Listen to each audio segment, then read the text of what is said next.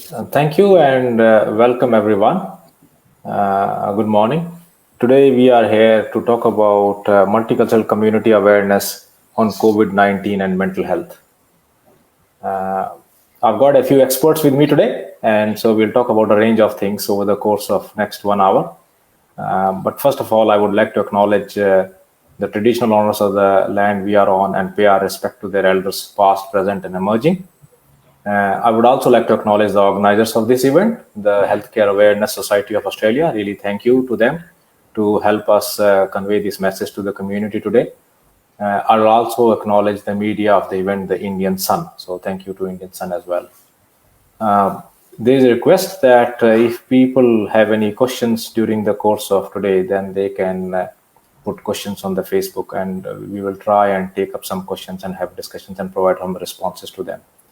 I want to re-emphasize to everyone that this is just a general discussion and it's not a specific solution to anyone's specific situation. And we would encourage people that if they have any specific issues, then they should seek help from their local general practitioner or psychologist or their specialist, whosoever they are connected with. There will be resources we will share and talk about during the course of next 1 hour. So I am Dr. Vinay Lakra. I am a psychiatrist and the clinical director of one of the mental health services attached to Royal Melbourne Hospital. And I'm also the president of the Royal Australian and New Zealand College of Psychiatrists. With me today is Dr. Sunil Datta. Sunil has been a psychiatrist for almost 30 years now. He works both in public and private. His public attachment is with Midwest Area Mental Health Service at Sunshine, which is attached to Royal Melbourne Hospital. And Sunil does a lot of work with GPs and other primary care healthcare. So welcome, Sunil. Good morning. Thank you very much. The other specialist I've got is Dr. Amit Jutsi. Amit has, again, his background in psychiatry in both public and private, currently working full-time in private, and has been providing care in that space of both psychological, physical treatments and a range of other things. And Amit will share his experiences around psychiatry access during the COVID times through private practice experience. So welcome, Amit. Thanks for having me, Vinay. Thank you. And lastly, we've got Dr. Geeta Venkatram. Geeta is a general practitioner in northwest of Melbourne and also supports some rural areas. Thank you. Really, I think that's an amazing thing that Geeta continues to practice both in a outer metropolitan as well as in rural area. And Geeta provides care to a lot of people who have multicultural background and also supports them in a range of ways. So welcome to Geeta also as our GP specialist today to talk about some of these issues. Thank you so much, Vinay, for having me. Okay, so we all know how the COVID situation is evolving. Certainly, it varies across Australia. We are aware of how things have been happening in the rest of the world. And we thought we'll take this opportunity to talk about COVID and mental health, especially for multicultural communities in Australia and more so in Victoria. I think this Facebook Live event is basically open to anywhere else, anyone in the world, really. I don't think there's any restriction here, but we'll try and stay focused on providing some general responses and some information to people, which is applicable to situation here in Victoria and potentially in the rest of Australia as well. So to start with, many of us have been in lockdown and we still continue to be here in Victoria and in New South Wales as well. And I would want one of our experts to talk about potential lockdown fatigue and consequences regarding staying at home. Because we have, varying degree of lockdowns, varying degree of exceptions, what you can do. And sometimes it can be very challenging and stressful to go through this process. So I would invite Sunil to talk a little bit about this area. Thanks, Vinay. I actually feel that this is a very difficult situation that people have been going through, and they've been going through for a prolonged period of time now. Lockdown basically can be looked at as a kind of grief, loss of our personal freedom. And we are seeing that as an example today in Melbourne, because we are having a protest. And if we talk about the stages of grief, one of the stages of grief is denial. And these are the lockdown protesters who are just denying. They don't want to obey the rules. and the suggestions given by authorities. A lot of people disobey other rules as well as a form of denial. The second bit of emotional impact that happens to us is a kind of a shock or a numbness in which a disbelief of what is happening. And this is slightly related to the denial. Another very common feeling which all of you might have experienced and or you might know others who have experienced is a sense of anger, irritation, frustration. There's a kind of low threshold of frustration because of restrictions of various kind. There's always the sadness of not being able to see your family and friends. And for us as multicultural communities, this extends even more because we are paralyzed by not being able to visit overseas. Remember, grief is not linear. These things don't happen one after the other. One can get mixed up with the other, and one can come before, the other one can come later, and they can keep coming. They usually come in waves. It comes like a wave and then goes away. Giving it a name, but identifying it is helpful in the long term in being able to capture what it is. Certain situations make it worse and certain situations make it better. But overall, these will be the feelings that we go through.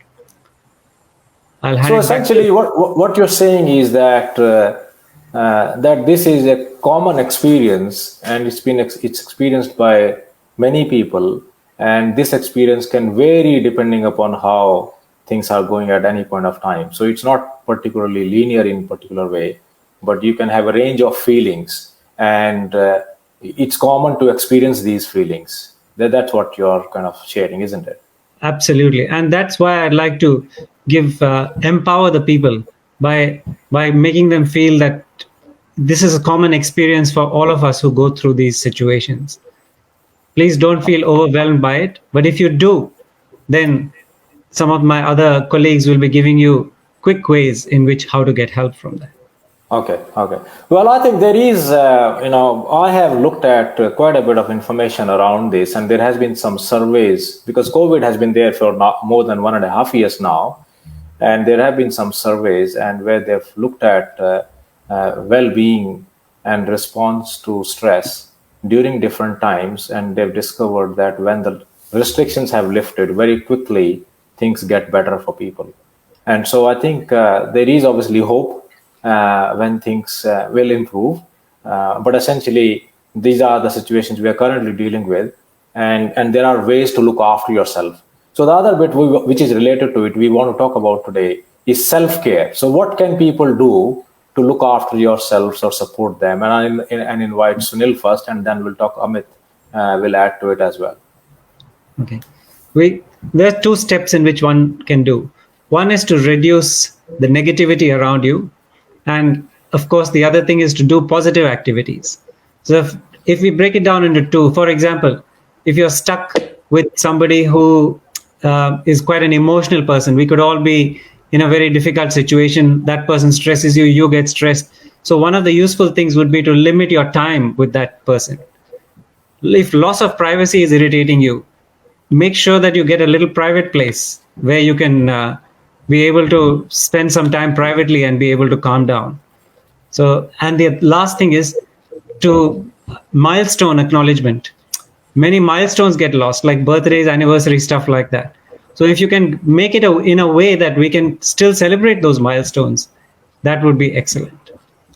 So those are the positive things which you can do. Then there are strategies, specific strategies that you can do, which is more like mindfulness, acceptance, anxiety management, walking, having a regular circadian rhythm, making sure you have a routine. All these things are very, very useful in being able to survive in a locked up situation.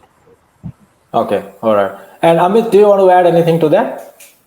No, I think Sunil has given a very comprehensive list of what to do. The one thing which I will say we need to focus on is routine. Making sure that you are sleeping at the same time and waking up at the same time. Making sure that you're taking a shower every day. You're changing clothes. These are basic things, but very important. And also making sure that regular physical activity.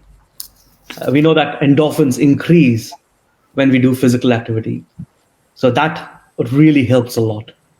Plus, trying to make, in these uncertain times, due to lockdown, we can't socialize, but that doesn't stop us from meeting people virtually at least. and making sure that instead of phone call, if you can do FaceTime and actually see people, that's better than just making a phone call. Phone call is definitely better than no contact at all. But these are small things which we can do and incorporate in our daily lives, which will give a sense of normalcy, a sense of connectedness with others, which then helps our mental health. Okay. I think, Amit, your video is frozen. I don't know what has happened there. It is frozen on my screen. Okay. Hopefully the connection will be okay. But I think what both of you are saying is that maintaining a routine is very important in this situation when we are in under these restrictions. And that routine includes, good sleep. That routine includes good diet, looking after yourself. We're obviously aware of how, a healthy diet is very important, a diet which is rich in fruits and vegetables.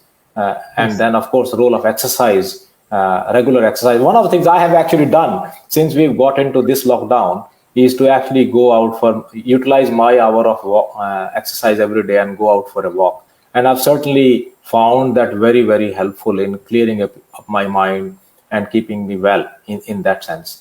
So, no, thank you. That's very, very useful. The other thing, which I think I'm sure our backstage tech IT team can share that website. There is a website called as 5 Ways to Wellbeing. And so it's 5, as in number 5, ways to wellbeing.org.au. It's a resource we developed along with our staff here at Royal Melbourne Hospital. And it talks about various things we can do for our own well-being. And that includes some of the things we've talked about, including connecting with other people, being active, continue to learning. Many people actually during lockdowns have identified that they want to start a new hobby or they've started to do something new. So continue to learning, being aware of what's happening around us, and also trying to help others. And that website has got some resources in other languages as well. So it's a good website for people to access to get some information around how to keep yourself well. So it's called as 5 Ways to Wellbeing.org.au. So if you Google 5 Ways to Wellbeing, it'll come up with the website. So that's a useful resource about well-being. Okay, so we will continue a bit further in this. Now, what has also been observed quite a bit in the last few months is a lot of people talk about anxiety and depression, and they are worried about that I am developing anxiety about being in lockdown or about this situation, or I am depressed. So I would invite Amit to talk a little bit about what does it mean by when people say use the word anxiety, because I think a lot of people use the word anxiety in different ways than how the professionals use it, and how we can work out what is normal part of this response, what is normal anxiety, and when do they need to think about seeking help. Thank you, Vinay. I think it's a very pertinent question in this uncertain times. When I say uncertain, it is uncertain and unusual time, but there's hope. There's always hope that things are getting better. We already have vaccination. Just remembering that is very important, because otherwise it brings in anxiety. Now, anxiety and depression is used very loosely in layman's term by public. Now, anxiety, if you look at it, is to some anxiety is normal. If you look at days when you were giving exams, even now when you give exams, or even before this meeting, there was a few butterflies, I would imagine, in everyone's stomach. Feel anxious about it. But that's normal, because that's what makes us do better. So a little bit of anxiety is a normal response. That's why it survived. It has survived for thousands of years with us. So I think recognizing that a little bit of anxiety would be happening, it's normal, acknowledging that and accepting that is important. Likewise, sadness is a normal emotion. It's okay to be sad. It's okay to be upset. But recognizing that, it will go. The sadness is like a wave. It's any emotion is there. It doesn't remain permanently. Like when you're happy, you don't remain permanently happy. Like with sadness, It comes and it goes. It's a normal emotion. So recognizing that is very important, I think. Only when we start experiencing anxiety, which happens most of the time, it's overwhelming us. It prevents us from concentrating on things. It prevents us from being functional. It prevents us from sleeping, from leading a normal life in terms of socialization, in terms of doing our work at office. Now that's a concern. That's when the intervention should happen. So anytime when our concentration is affected, that the anxiety is overwhelming, that it starts causing anxiety attacks, or it's affecting our functioning. It could be socialization or occupational. That is a concern, and that's when we need to seek help. Okay. So essentially, it can be normal to experience some of those emotions, but as long as they are not persistent and they are not impacting you on your functioning, then it is appropriate. But when it starts to affect your functioning, or if it starts to cause distress for you, then you might want to think of looking for some help. That's what you're saying, isn't it? Exactly, Vidya. That's the key message here. That recognizing that some bit of anxiety is normal. A few butterflies in the stomach, a bit apprehension about these times, a bit of anxiety because these are uncertain times. It's we don't know what's around the corner. There's an apprehension there, which is normal, which helps us deal with the situation in a better way. In fact, it is not an illness in itself. It's only when it becomes persistent, so much so that we can't do things. We can't concentrate on things. We can't sleep. It prevents us from being functional. Now that's where it becomes a problem. And I think that is the key thing. Like even with depression, feeling a bit upset, a bit sad is okay because it's okay to be sad. It's a normal emotion. It's only when you start feeling sad for most part of the day, for a couple of weeks in a row, so much so that you're not sleeping, that you're not able, your energy is down, you're not concentrating. Now that is a concern when you're not able to work, even you're sitting in front of the computer and not able to understand what you're doing. Now that is a concern.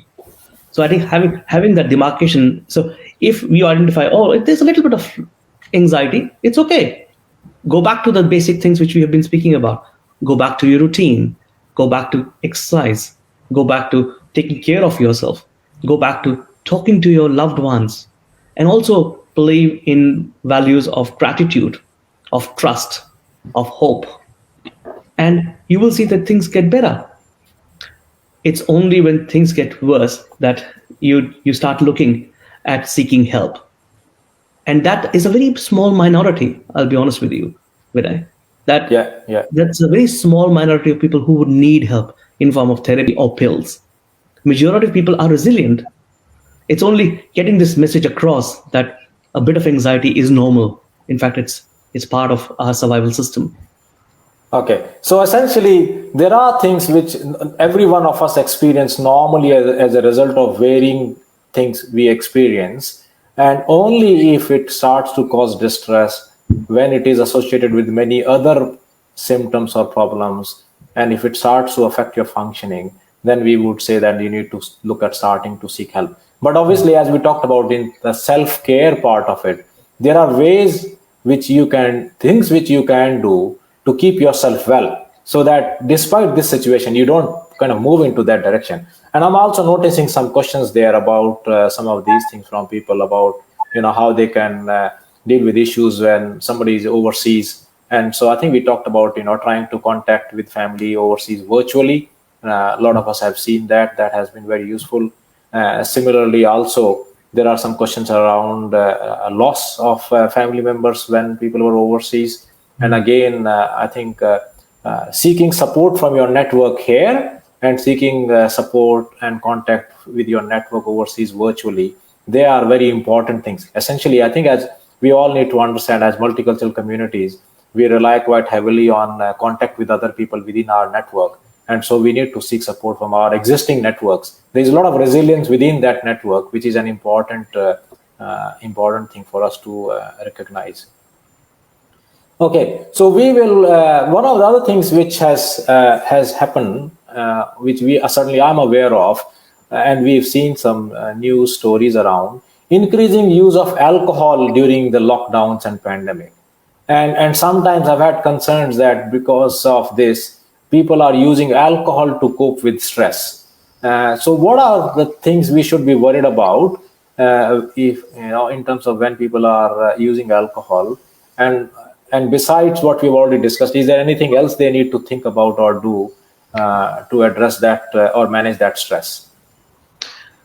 I think, Vinay, it's important that acknowledging that alcohol is part of the social milieu of the society to some degree. It is part of alcohol society in Australia, and that's where the danger is that it can overtake and become a big part of coping skill, as you mentioned. So identifying certain danger signs, like drinking on most days in a week instead of drinking only on weekends, starting to drink from early in the morning, and overall increased use of alcohol. Now, these are danger signs because we know that alcohol is one of the most depressant substances in the world. People become depressed because of increasing use of alcohol. It also fuels domestic violence. It also fuels anger and agitation. So it then starts affecting mental health of not only the individual, but of the whole family. So I think certain things which I keep talking to my patients is about making sure that you're not drinking more alcohol, and you're making sure that you're not drinking alcohol during the weekdays, making sure that you start drinking early in the morning or in the afternoon, and keeping it to a glass if you at all have to drink with food, with your meals. Also making sure that alcohol doesn't become the social contact in the family. So I have seen how adult kids and parents start drinking from afternoon, and that's the social contact. Now that starts fueling anger, agitation, and depression and anxiety, and takes a life of its own.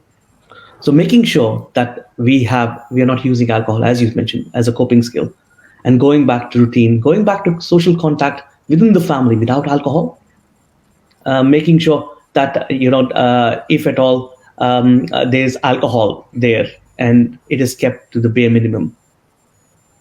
Okay. Sunil, do you want to add anything to that? I'm sure you are seeing some of this as well. Yes, look, I do, and alcohol and other addictions, actually, not only alcohol, but internet gambling, according to me, has taken off very, very much so, because people have taken to the digital space. Addiction to various websites has become a big addiction, and a lot of parents bring their children asking about that, and even other family members, addiction to various websites. Addiction to news channels is the latest one, which I've sort of come across, because there's patients who are seeing news for about 6 hours of every day, almost, just totally addicted to the television and watching every data coming about COVID all around the world. And so this addiction of various kinds, addiction feeds on dissatisfaction of some kind and a lack of meaning and purpose in life. And when we are dissatisfied about anything, or if we have some pre-existing mental condition which becomes worse, we go towards addiction, because addiction gives us the dopamine and gives us that satisfaction, which is being denied to us by that sadness or situation we find ourselves in. And that temporary hit of dopamine makes us addicted and wants to do it again and again and again, to the point where it starts to impair our social and occupational functioning in some way. Right. So essentially, if we are engaging in some of these behaviors, what it is doing is it kind of releases some chemicals in the brain, which kind of puts up into that cycle. And we want to kind of avoid that cycle, isn't it? That's what you're talking about. Correct. We want to avoid that. And the strategies for that are actually going back to the practical things which Amit was talking about. And usually, just if I may contribute, it's best to follow what we call the pyramid concept. Right at the beginning, you try and do some practical strategies. Have a routine in life. Have a meaning and purpose in life. Pick up a hobby or a profession which you didn't have, and deal with those practical issues.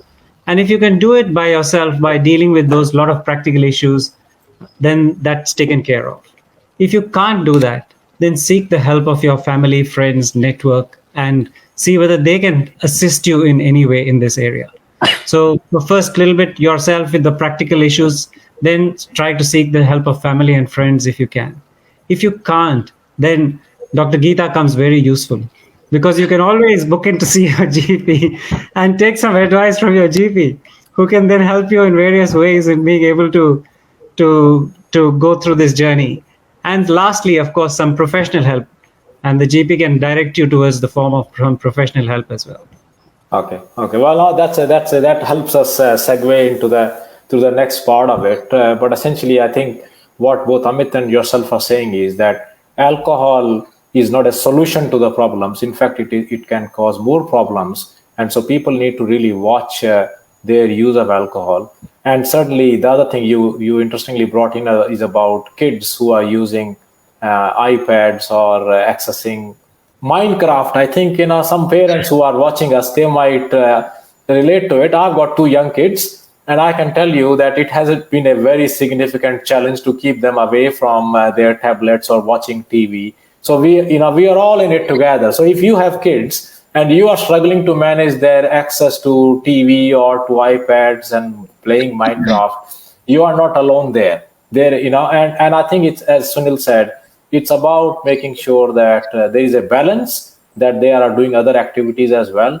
They are, I think, as I said earlier, through that 5 ways to well-being, one of the elements about keep learning is to pick up a hobby, to pick up a new activity.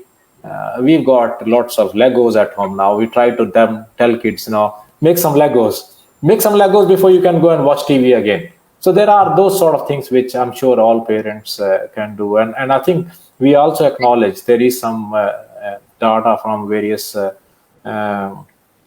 surveys that parents who have primary school kids are actually, during the lockdown, were quite stressed because, of course, it is challenging to manage kids at home and do homeschooling. And then if you were working, to do that work as well. So there is that acknowledgement. It is important to acknowledge that. But simultaneously, there are supports available. Now, we will go to Geeta, but there is another in your pyramid, looking after yourself and seeking help from people around you.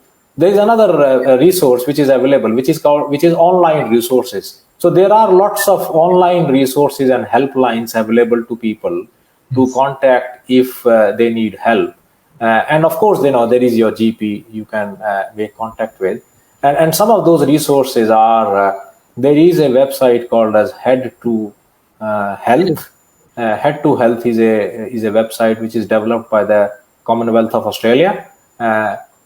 Just HEAD, Head to TO Health, HEALTH. So Head to Health is a website. It has got lots of resources around various psychiatric disorders and psychiatric problems, anxiety, stress, how to manage it. And there is, of course, it has link about various other websites as well. So there are lots of other online resources from a very well-renowned website. It's not about like do Google search.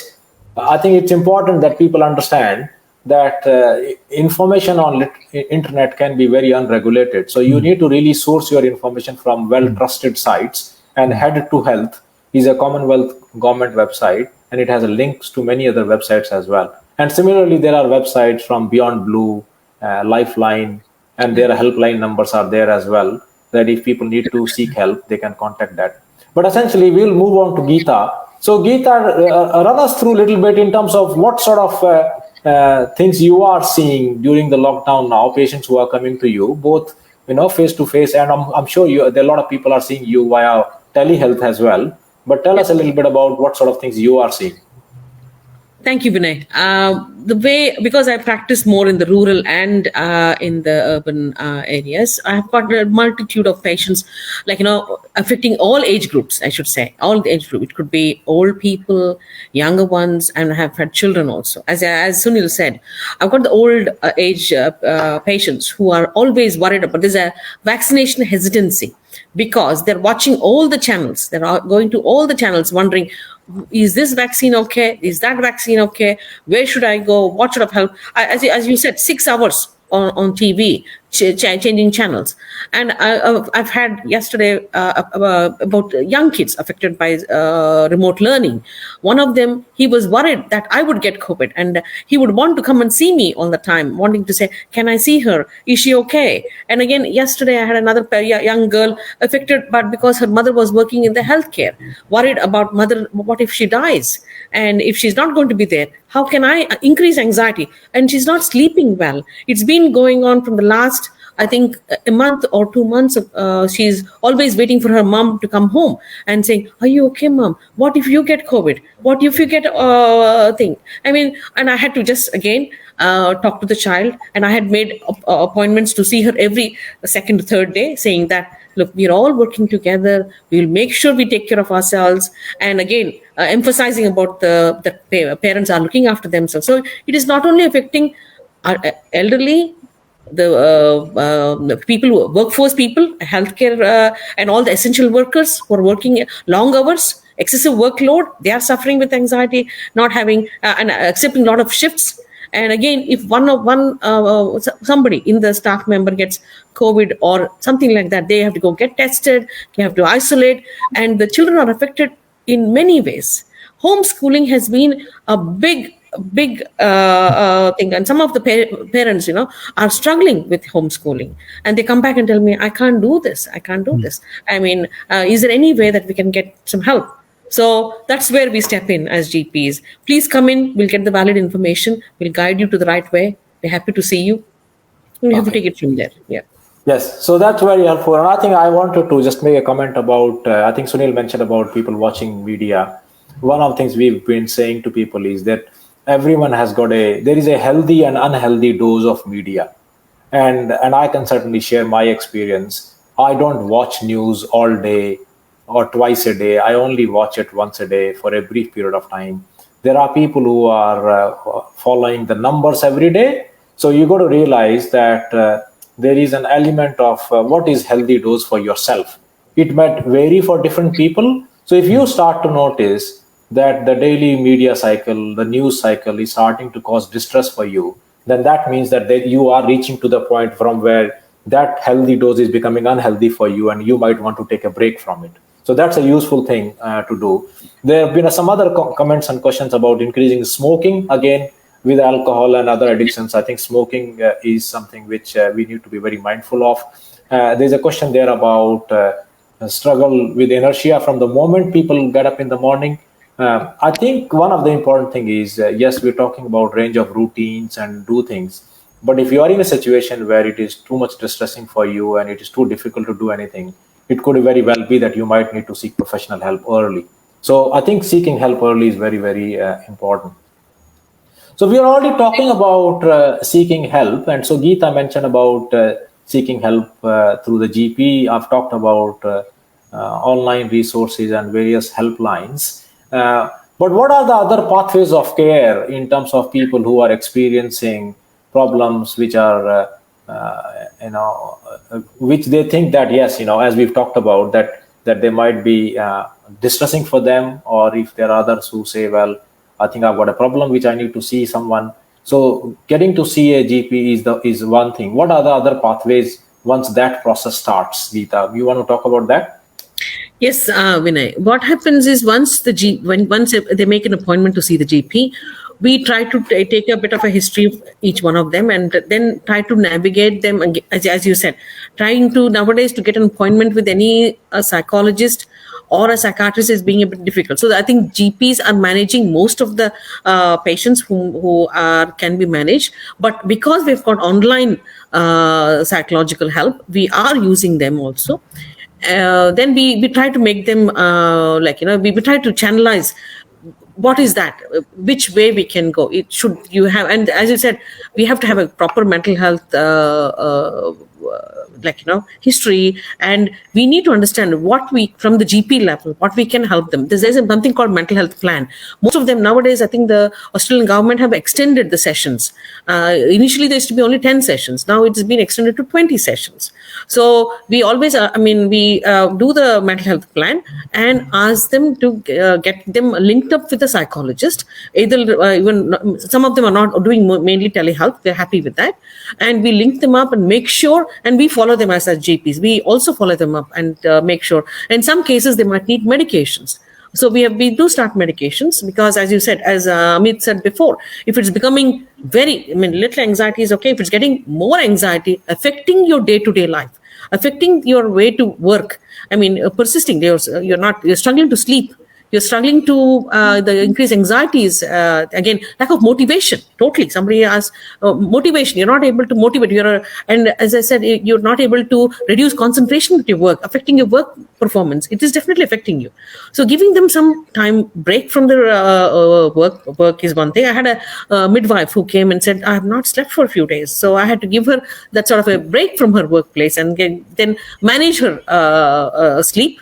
And that is where the GPs come in before they can see the specialist. So the GPs have to organize the mental health plan, and again organize a review and follow them up. And I think I always say assessment and follow up is the way to go. Okay. Vinay, I want to. Geeta is selling herself very short. Geeta, you're not giving yourself enough praise. So let me qualify this. When a patient comes to see the GP, just sometimes by talking to you, they can feel better, because you've just heard them out, you've shared it, you've actually analyzed their experience, and you've told them that this is normal, or this is not normal, or this is going above normal. That assessment itself following the pyramid concept, about 60% of the people will just be helped by coming to see you, and you don't even have to make a mental health care plan. You don't realize the value that you are in there, and you have a very valuable position just by listening to them and by hearing them out, and by traveling a little bit of the journey with them. So Definitely. I think you were selling yourself a little short. Absolutely. I think there is benefit. That's why we talked about some of those helplines. So there are lots of resources available to people, and there are times when the important thing for us is to kind of work out, when does that isolated problem start to become a disorder or a disease which needs to be treated. And then again, there are a number of options to treat, including various psychological ways to get help and treatment. And I think Amit wanted to talk a little bit about that issue around inertia. So there are people who, experience that inertia from the very early in the morning. And what do you do about if you are in a situation like that? So Amit, do you want to add anything further to that? No, I think a couple of things. I can imagine when you are working from home and you're not going out, it becomes difficult to motivate yourself to getting up. So a couple of simple strategies, like making sure that you have a plan beforehand. On the day before, you have already made up a plan of what to do when you wake up in the morning and how your day will span out. Because if you think that you will plan in the morning, it doesn't ever happen. It always goes to, okay, I'll do it tomorrow. So if you're planning to go for a walk, so making sure that your shoes are next to your bed, your clothes are next to you. If you have a plan for the day before, making sure that first thing is taking a shower. So these simple things can help and reduce that inertia. Also, second thing is about time-limited activities. So we look at an activity and it seems bigger than Ben-Hur. Because it seems huge in our mind. So always break down that activity and make it time-limited rather than activity limited. So we say, okay, I'll start with this activity and I'll finish this. No, that's where the anxiety comes in. That's where it leads to inertia. So making it time limited, that no matter what happens, I will give it only half an hour every day. So even if I'm on a roll and I'm doing really well, I will stop myself after half an hour, so that you can keep going back every day to that activity. So that really helps. Also, I think a thing which Sunil mentioned is reducing negative activities or negative things, which can also help you. So, not getting into discussion about COVID with people, not allowing COVID to take over your life is key. Reducing time for watching news to only 15 minutes or half an hour to a very national news channel, not any news, national news channel, and limiting it to 15 minutes to half an hour. Making sure that you don't feel trapped, because that's another thing which people are feeling, is feeling of trapped, but rather look at hope. Because let's acknowledge this all started 18 months ago, and we have come a long way, and we can see the light at the end of the tunnel. This is the first time when we have been able to create a vaccine in such a short time and with huge results. So there's a lot of hope, and this loss of control which is there, but at the same time being in the moment. Just take it minute by minute, beat by beat. I tell people, take it beat by beat. Be in the moment, here and now. Focus, forget about tomorrow and the after tomorrow. Forget about the evening also. Just take it here and now. That's the key message.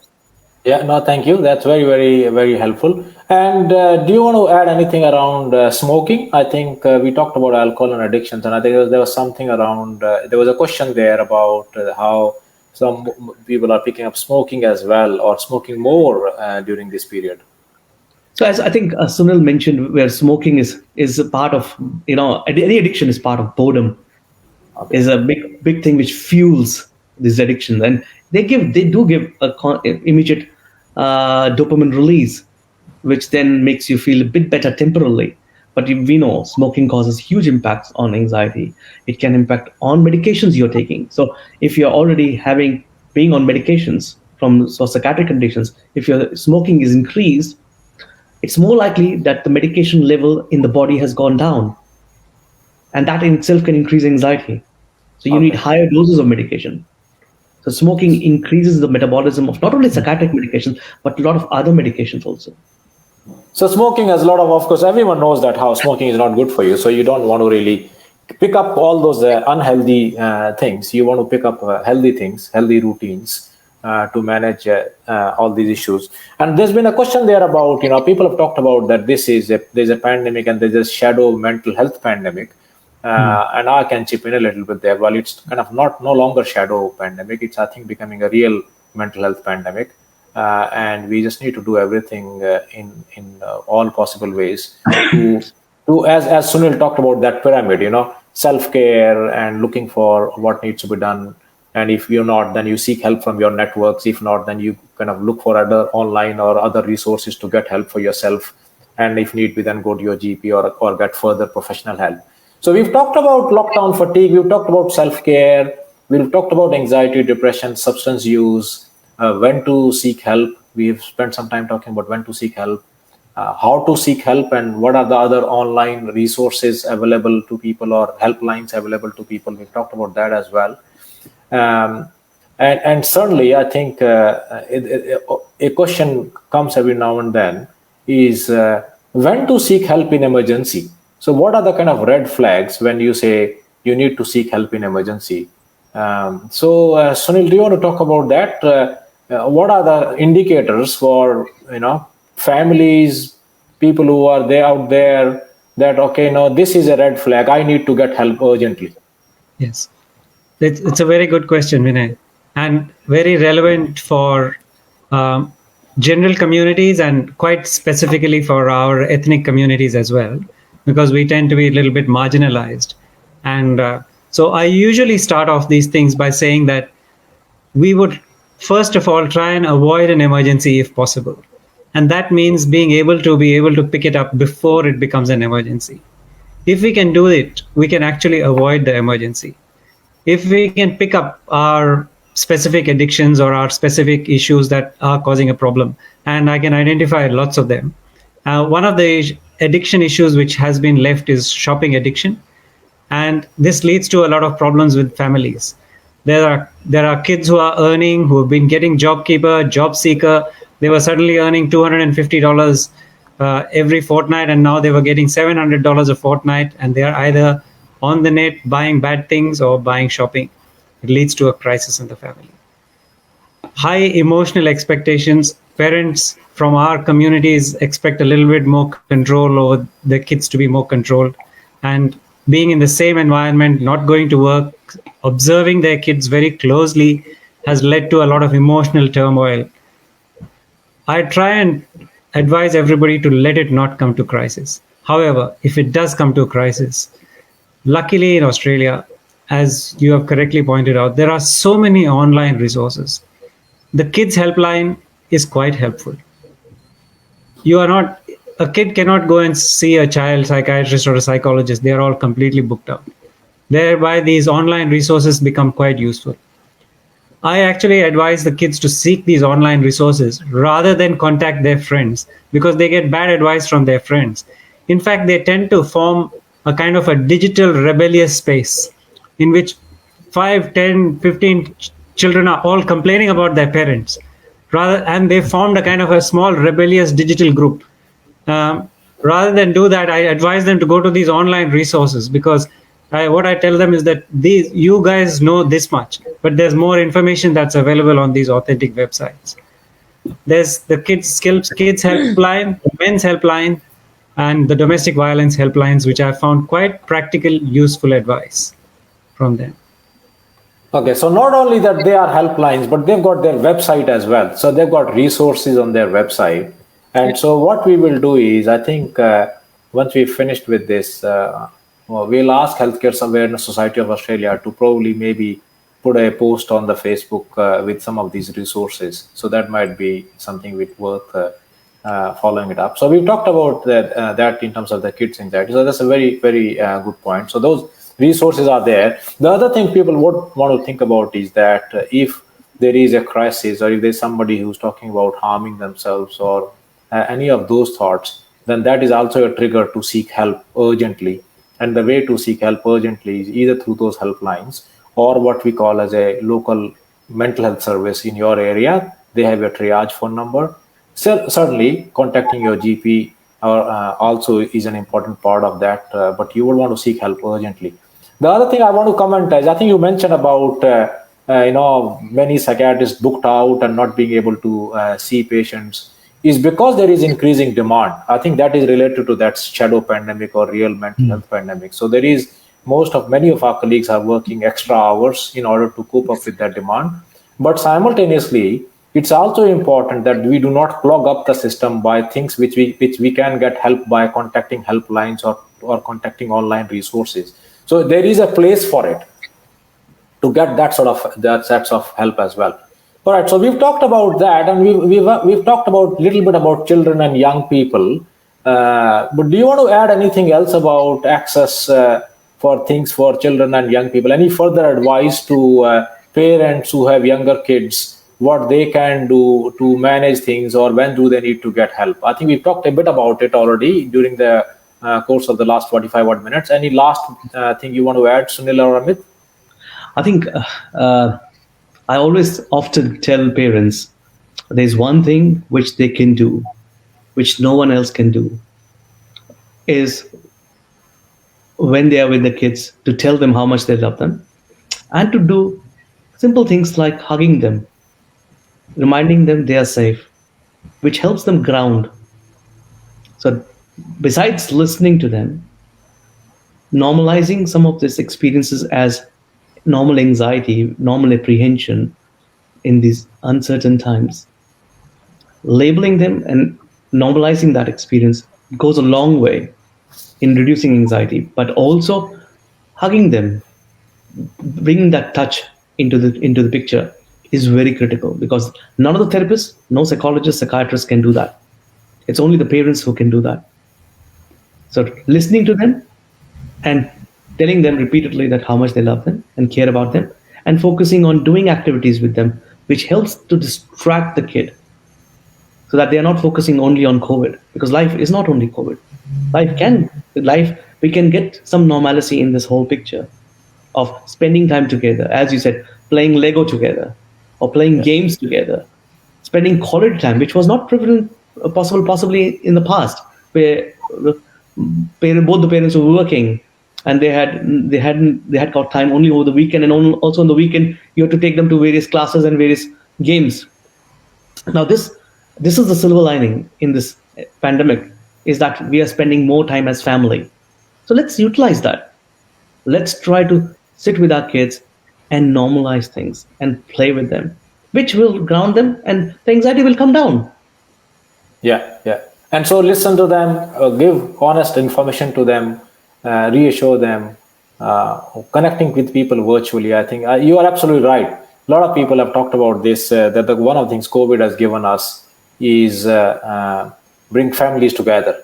Have allowed families to spend more time together. Now, sometimes it has its challenges, but most of the times it has been very, very positive. We've got 10 minutes left, so we've got a few more things we want to talk about during the next 10 minutes.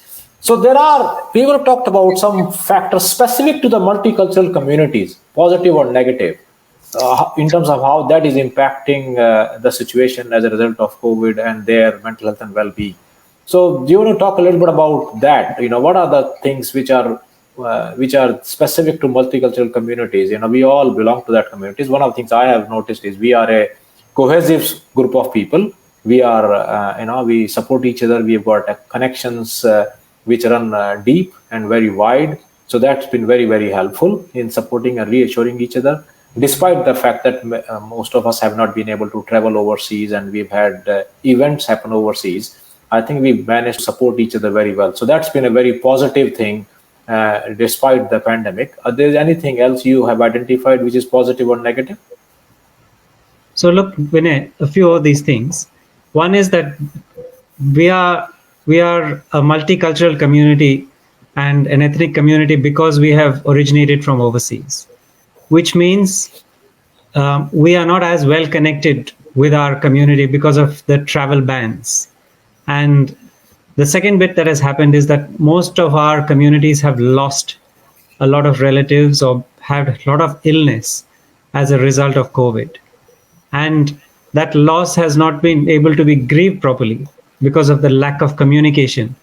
Now, actually, what Amit was talking about, the physical communication, you haven't been able to see people, hug people, console them in the standard way in which we were able to console them. So in some ways, we have had more impact of this pandemic than people who are confined to Australia only.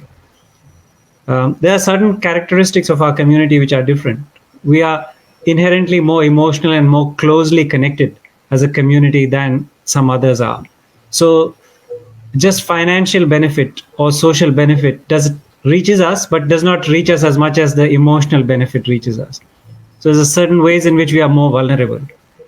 And we tend to be more involved in other people's lives, which can be good at times, but can be bad when you're stuck in the house all 24 hours because you're spying on each other, not spying on each other, but just able to just see what each other is doing and comment on it. We can't stop ourselves commenting on those things as well. So those would be my points that I think impact the unique nature of our communities. Yes. Amit? I think Sunil has mentioned most of them. I'll just add with the multicultural community. And also there was a question on pregnancy and pregnant women. And that makes it more difficult. We would have help from overseas. Oh, yes. Where our parents would be coming in to help in times of pregnancy. And it's become more difficult now. Parents are not coming in. And so pregnant women are finding it more difficult. There's more difficulty there. So I think acknowledging that and trying to problem solve it. So making the partner more involved in the pregnancy, I think sharing the care and making sure, as Sunil said, there's that emotional component which is not happening. So making sure that you're spending equal time still in contacting people overseas through FaceTime, through WhatsApp, so that there's that emotional bonding still there. Though it's limited, but it's still there, which will give a sense of relief and calmness. Okay. No, that's very, very helpful. I think they are very good points. I think that identifies the strength in our communities and the challenges we face. We've, like many other people, many of us have had that situation where family members overseas were sick or we lost somebody and it was a difficult time for us. So it's important to acknowledge that and get that sort of support. 6 minutes to go. Resilience. So we want to talk a little bit about resilience. What else can one do to build that resilience? Because this thing is, we know that this is going to end, but obviously this is going to go for a little while, and resilience is important to keep us well. So I invite you to talk about a bit about resilience over the next couple of minutes. I usually quote examples of the astronauts and submariners at this time. And I tell them that, look, astronauts go overseas, go on into space, and they are in space for 85 days of the, sometimes longer time. How do they spend their time? Submariners sometimes are underwater for months at a time. And so you give some examples of people of what they did when they were a submariner or when they were an astronaut. And I've got these standard examples. There was a Peggy, one astronaut. She said, I learned to make the best of things, have a sense of purpose, keep busy. John, submariner, shower every day, put on fresh clothes. Make sure you change your clothes, otherwise you'll be in your night clothes throughout. Improve your relationships. Do one thing that you love every day. Chris, who was another astronaut, he said, believe only authentic news. Don't keep watching all the glossy news. Do something different every week. Scott, submariner, have a schedule, pace yourself, make time to connect with people, just like you said. So these are the few So things. they are all talking about routines, isn't it? They're talking about healthy routines, really. That's what Geeta? I mean, when Amit said about pregnancy, that's when, because I'm a shared care GP who does a lot of, I've had so many pregnant women who can't get help from overseas.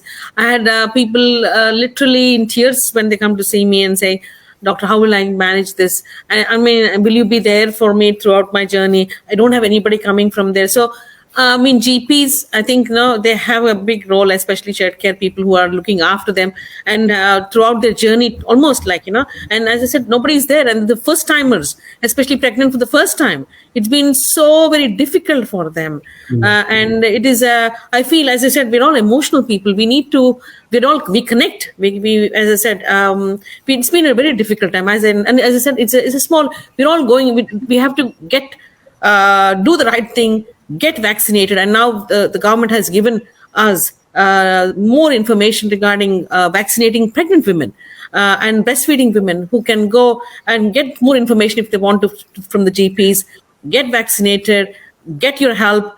And we're always there to help you out. If you need anything, as Vinay said, a lot of online resources are there. And with Sunil, who said, being in the same place and I've seen many people with domestic violence trying to get into fights and what else we can do. And when they come to us, that's when we say, look, I know it's been difficult. And women who are trying to do homeschooling and working also, that's a terrible, difficult time. When they come to us, we always, we have to understand, yes, it's going to go down. And as long as we all get vaccinated, that's one thing. Vaccination, I think people have to put that in their mind and get the reliable information from your GPs, get the right help. And it's so much of help out there. That's only, and we can work around. Yeah. So I think one of the things is there is a session being organized by Healthcare Awareness Society of Australia about domestic violence and how to seek help. So that will happen in the coming weeks. There will be information available. The other thing which I want to just mention, we talked about the helpline resources. There is a helpline called Head to Help. It's got a telephone number and it's got a website, Head to Help.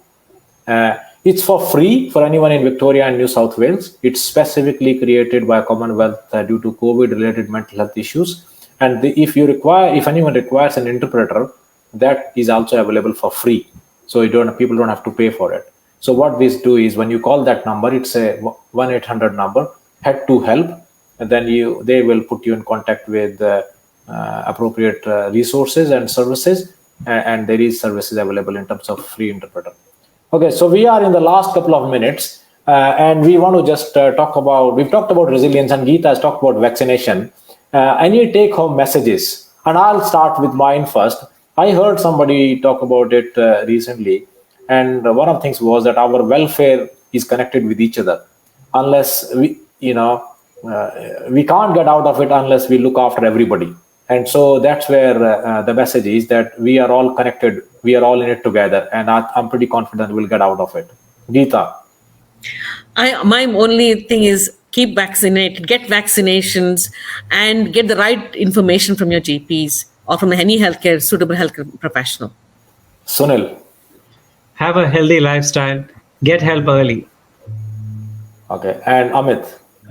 Just before I say the final message, I think one more point. Please utilize the bubble system, where you can have access to one person. So pregnant women who are emotionally bonded to their friends, if the rules are for allowing you, go to your GP, go to your specialist, go to the doctors, and get that, because that would help you. I think that's what I want to say. But the final message: be safe, be sane. Okay. Well, thank you to all of you. It's been a very, very useful session. I encourage everyone in the community to look after themselves. There are, of course, a lot of well-being resources. Prevention is better than anything else. So, if you can prevent something, that's the best thing to happen.